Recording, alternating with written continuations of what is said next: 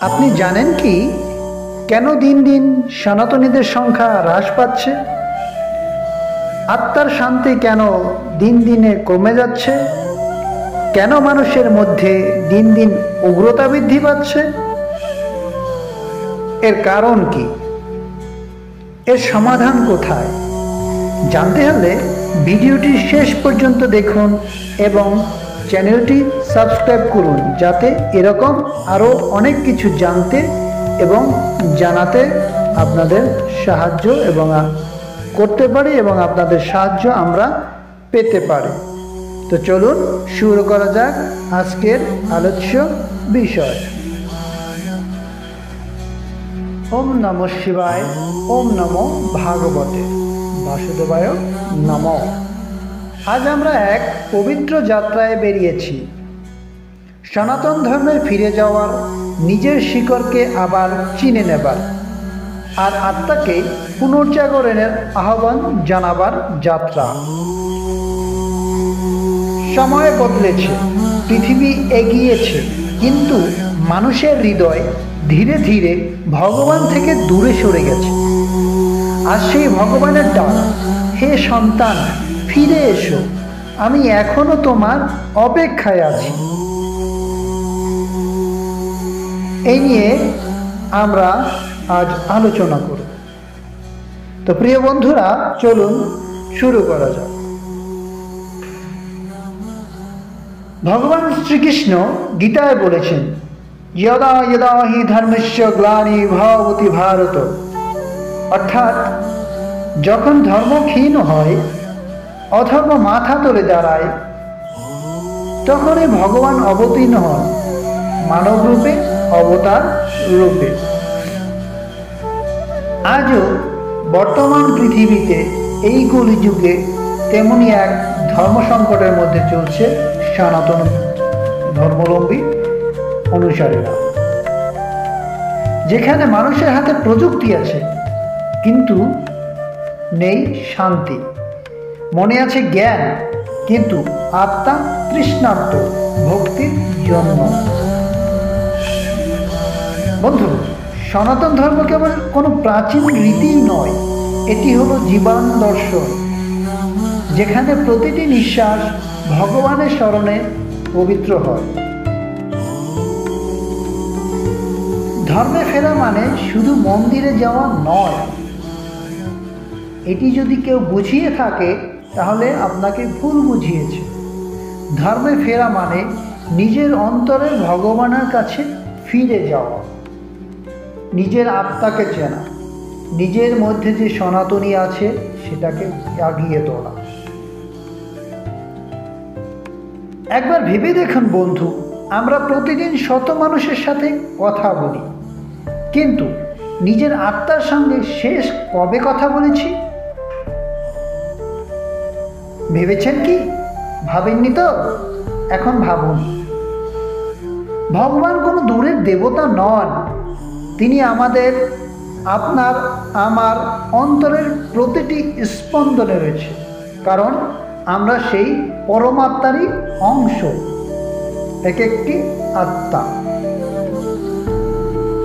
যখন আমরা সত্য বলি, অন্যকে সাহায্য করি, বিভিন্ন প্রাণীর প্রতি দয়া দেখাই, তাদের বিপদে এগিয়ে আসি, তখনই আমরা ভগবানের কাছাকাছি যাই। দেখবেন, একটি ভালো কাজ করলে আপনার মন অত্যন্ত আনন্দ আসে, আর একটি খারাপ কাজ করলে আপনার মনের ভিতরই একটা ধুকুপুকু ভাব এসে যায়।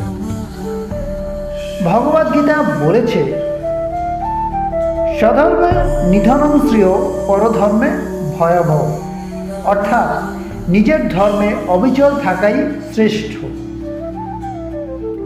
কেন দিন দিন ধর্ম কমে যাচ্ছে?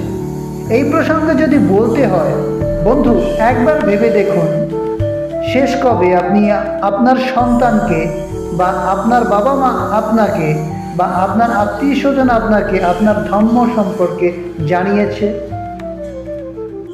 কবে আপনাকে একবার গীতা শুনিয়েছে?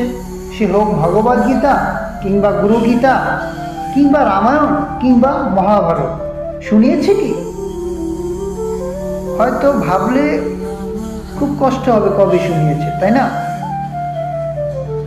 অপরদিকে দেখুন অন্যান্য ধর্মাবলম্বীদের, তাদের ছোট একটি বাচ্চা হওয়ার সাথে সাথে তাদের অভিভাবকেরা নিয়ে যায় তাদের বক্তব্যে পড়াশোনার জন্য, তাদের ধর্মকে জানার জন্য। আপনি কি করেছেন? করেনি তো? তো চলুন, সময় এসেছে ধর্মে ফেরার জন্য। ধর্মে ফিরতে হবে। কিভাবে? প্রতিদিন প্রভাতের আলোয় ভগবানের নাম জপ করা। ঘুম থেকে উঠে অন্তত 5 মিনিট, না পারলে 2 মিনিট, না পারলে 1 মিনিট অন্তত ভগবানের নাম জপ করুন। আপনি করুন, আপনার সহধর্মীকে করান, আপনার বাচ্চাকে, আপনার আশেপাশে যারা আছে তাদের করান। অন্তত একবার গীতা বা রামায়ণ পাঠ করা। প্রত্যেক দিন অন্তত একবার গীতা পাঠ করুন, অথবা শুনুন, অথবা শোনান।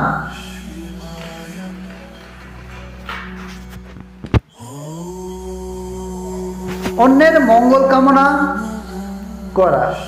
আমাদের আশেপাশে যারা আছে, আমাদের আত্মীয় যারা আছে, তাদের বিপদে পাশে দাঁড়ানো, তাদের সাহায্য করা, হয় অর্থ দিয়ে, না হয় জ্ঞান দিয়ে, না হয় শক্তি দিয়ে সাহায্য করুন। আপনি ভালো থাকলেই শুধু আপনার ধর্ম ভালো থাকবে না, আপনার আত্মা ভালো থাকবে না, আপনার আশেপাশে যারা আছে তাদেরকে নিয়েও ভালো থাকতে হবে।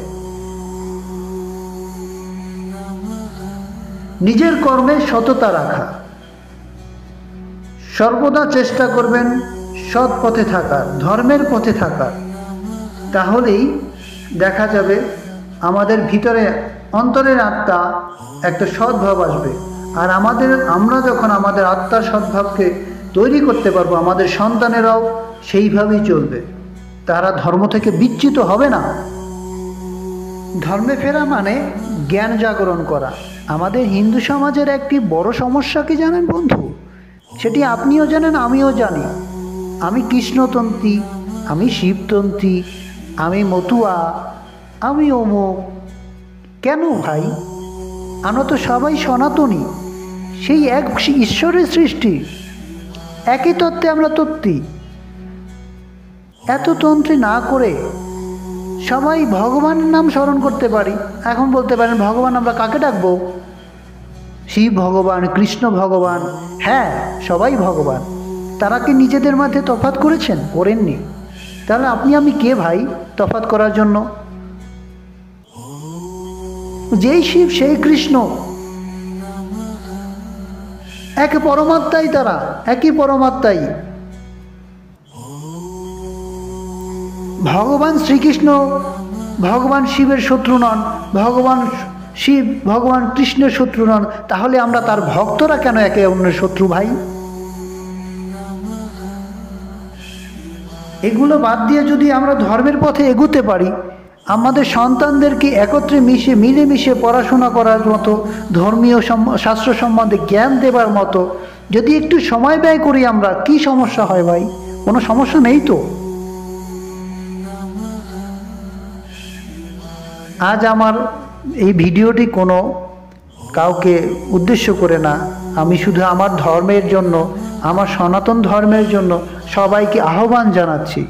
আসুন সবাই ফিরে যাই সেই উজ্জ্বল আলোর পথে, সেই সনাতন পথে, যেখানে শুধু প্রভুর চিন্তায় চিন্তিত থাকা যায়, ভগবানের চিন্তায় চিন্তিত থাকা যায়। হরি হরায় নমঃ। আপনাদের এতই যদি সমস্যা থাকে, আমার ছোট জ্ঞানে জবাব বলে আপনারা এইটাই বলেন, হরি হরায় নমঃ, একই সব। শুধু শুধু ভিন্নতার নাম দিয়ে আপনারা এই রাম, এই কৃষ্ণ, এই শিব, ভিন্ন ভিন্ন নাম দিয়ে আপনারা ধর্মটাকে ছিন্ন ভিন্ন করছেন বন্ধু। কেন? আমার কথায় যদি কারো মনে এতটুকু কষ্ট লাগে থাকে, আমাকে ক্ষমা করবেন। আমি শুধু চাই সনাতন ধর্ম দিন দিন আরো বৃহৎ হোক, সবাই ধর্মের আলোয় আলোকিত হোক, অজ্ঞানতা থেকে দূরে থাকুক, সবাইকে নিয়ে বাঁচার প্রচেষ্টা করি বন্ধু। আপনার পাশে যে নির্যাতিত হচ্ছে তার পাশে দাঁড়ান, ধর্মকে রক্ষা করুন। সনাতন সমাজকে আবার জাগিয়ে তুলুন। আমরা দুর্বল নই, আমরা এক প্রকৃত সমাজের, শিক্ষিত সমাজের, ভগবানের এক শিক্ষিত সমৃদ্ধ শাস্ত্র জ্ঞানী সেই মুনি ঋষিদের উত্তরসূরি আমরা। তাহলে কেন ভাই দিন দিন এত ঝামেলা না করে, এত অধৈর্যতা না করে আমাদের ধর্মকে আমরা সামনে এগিয়ে নিয়ে যাই? আজ থেকে চলুন প্রতিজ্ঞা করি, আমাদের ধর্ম আমাদেরই ধর্ম, আমার একার নয়, ওর একার নয়, আমাদের সবার ধর্ম সনাতন ধর্ম। চলুন ধর্মে ফিরে যাই, এখনো সময় আছে, ধর্মকে রক্ষা করি। আজ থেকে আমরা প্রতিজ্ঞাবদ্ধ হই, সনাতন ধর্মকে আমরা রক্ষা করব, আমাদের আত্মাকে জাগরিত করব, মনের মনুষ্যত্বকে জাগরিত করব। এই জ্ঞানে আজ থেকে আমরা জ্ঞান লাভ করি, ধর্মের পথে এগিয়ে যাই। চলুন না, কি ক্ষতি তাতে?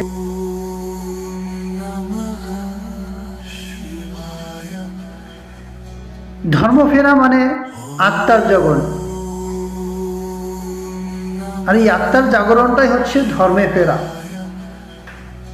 আপনি যদি আপনার সন্তানকে এই শিক্ষাটাই শিক্ষিত করতে পারেন, স্বধর্মে নিধন শ্রেয়, পরধর্ম ভয়াবহ, তাহলে ভগবান শ্রীকৃষ্ণের নামে শপথ করে বলছি, আপনার সন্তান কখনো অন্যের ধর্মে আকৃষ্ট হবে না।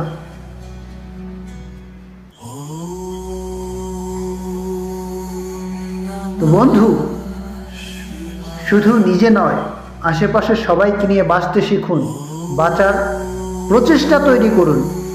আজ আমি শিখেছি, কাল অন্যদেরকেও শিখাতে হবে।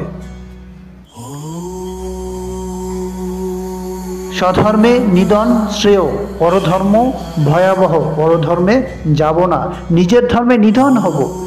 সৎ পথে থাকুন।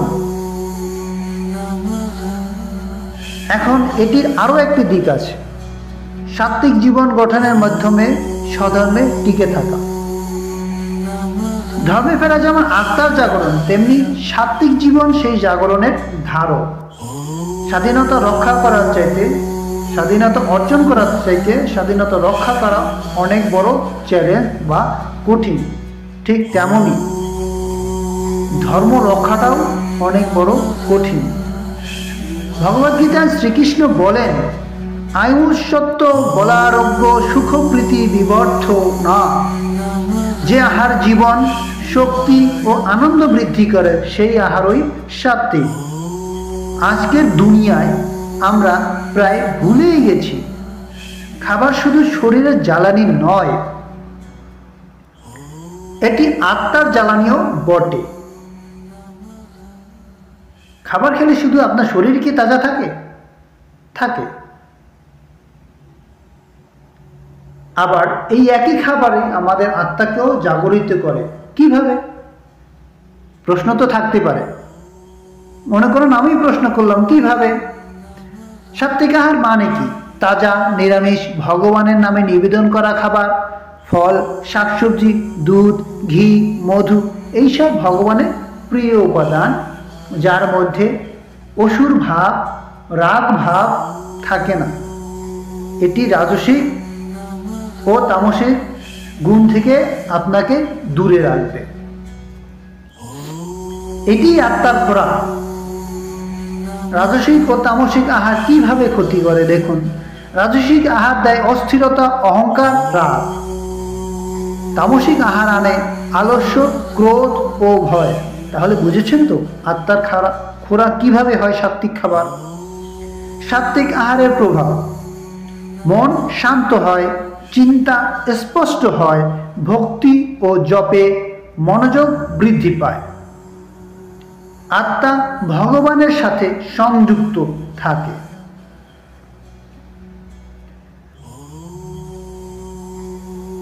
প্রতিদিন রান্না করার সময় ভগবানের নাম কীর্তন করুন, সাত্ত্বিক আহার রান্না করুন। সেই একই আহার যেমন আপনার শরীরের জন্য উপকার হয়, ভগবানকেও নিবেদন করা হবে। যে আহার ভগবানের নামে নিবেদন করা হয় সেই আহারই প্রসাদ। তাহলে যখন আমরা ভগবানের নাম নিয়ে আহার করি তখন প্রতিটি লোকমা বা লোকম হয় এক একটি প্রার্থনা। ভগবানকে ভালোবাসা মানে তার সৃষ্টি, পৃথিবী, প্রাণী ও প্রকৃতি সবকিছুকেই ভালোবাসা।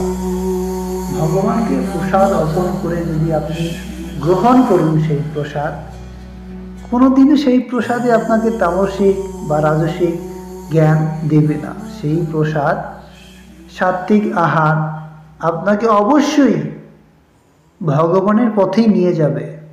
আপনার সন্তানকে রাগ, আলস্য, ক্রোধ থেকে দূরে রাখবে। তো বন্ধু, সামান্য কিছু পথ যেগুলো অবলম্বন করলেই আমাদের সনাতন ধর্মকে আমরা ধারণ করে রাখতে পারি। আমাদের আশেপাশে যারা বিপদে পড়েছে তাদের সাহায্য করে একটু এগিয়ে যাই, সবাই মিলে এগিয়ে যাই, একতাবদ্ধ থাকি। তো শেষ বার্তা আজকের এইটা, জীবন ছোট কিন্তু ধর্ম অনন্ত। সনাতনের আলো কখনো নিভে না, কারণ কোনোদিনও অন্ধকার আলোকে নিভিয়ে দিতে পারেনি। আলো যখন প্রকট হয় অন্ধকার তখন দূরে চলে যায়।